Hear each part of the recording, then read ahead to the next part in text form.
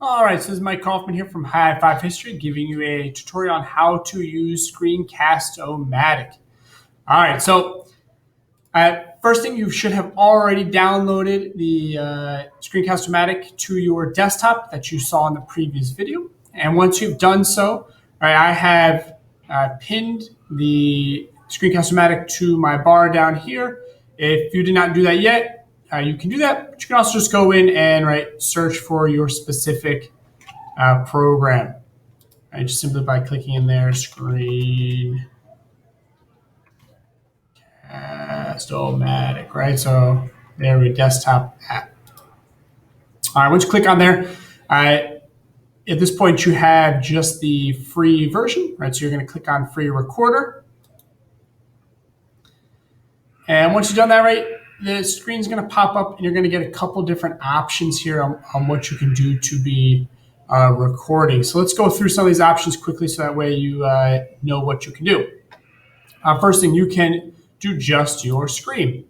All right, so you can see I just disappeared and you're recording just what's in this section. All right, so you can change it. Maybe you just want to record just that part of your screen, or maybe you want to do the whole thing, right? But you can adjust it right there. You can also record just the webcam, right? So if you wanted to just have a video of you talking, there you go, right there on the webcam, easy breezy. But you can also do both, right? And this is the feature that I use most often. Right now, in this case, you're getting the screen and you're getting yourself, right? So you get best of both worlds. I think this is great for students because a lot of them are going to be able to see your face to help see facial expressions, body movements, and so forth. I think really helpful for our students. It also adds a personal touch. Now, even with the both feature, you have a couple of different options here, right? You could bring yourself to the center. I like to start my videos like this, right? That way I can introduce or be at the sort of center of the screen and say, hello, students. This is also great if you want to show them something, right? So for example, you want to show them a piece of work. So I always say, hey, you're going to go to the work that I handed to you yesterday. This is what it looks like. Right? Great access. Great access there. You can also then go to your little screen, right? That way, if you want to have a presentation going on in the background, and with this, you can always move it to wherever, disappeared, wherever you want. Now, the cool thing is wherever you leave it, it's going to go back to that spot. Right? So I'll show you.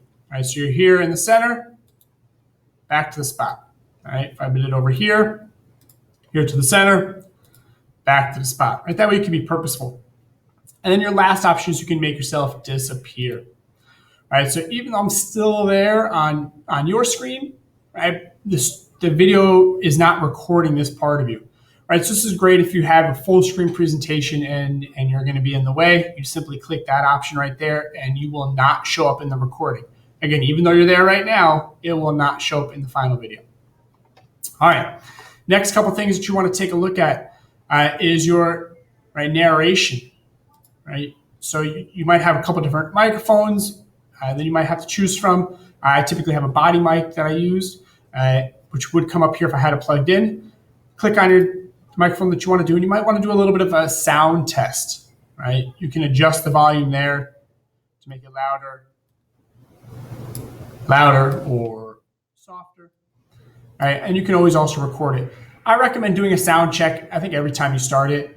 Great advice I got from David Ritchie was, the two keys to making a video look great is good lighting and good sound. Right, so take that extra moment to check your sound feature. Click OK. And that's really it for now, right? But then when you're ready to go, you're simply going to come down here. It's a little hard to see. Let's see if I can pull it up a little bit. Excuse me. Yeah, I'm stuck here behind my, there we go, okay. I was stuck behind my bar. So now that you're ready to record, you're simply going to click record. It's going to give you a countdown, 3, 2, 1, and you begin recording. Now you can hit pause, and you have a choice. You can click done because it's ready to go, or you can hit the trash can because you want to start over. Yes, start over. All right, and then you click record again and begin anew. My advice for you is if you make a mistake in that first 10, 15, 30 seconds, go ahead, start it over, even in the first minute. But if you make a mistake like I did dropping my iPad, don't start over, right? Unless your video really needs to be polished and look professional, in which case I would say, sure, go for it, start over. But if you're just giving a short little talk to your students, little mistakes are fine, right? You don't want to kill your time looking for perfection, right? Just like if you're in front of your classroom or giving one-on-one sort of help to a student, you're going to fumble around on words, you're going to misspeak, and that's fine, right? It's part of the process. Your students will forgive you. I think it's always good to show a little vulnerability and show that you make mistakes as well. And again, it'll save you time in the long run. So that is it. That's your introduction on how to get Screencast-o-matic going and a couple of the basic features to help you start making your screencast videos. Good luck.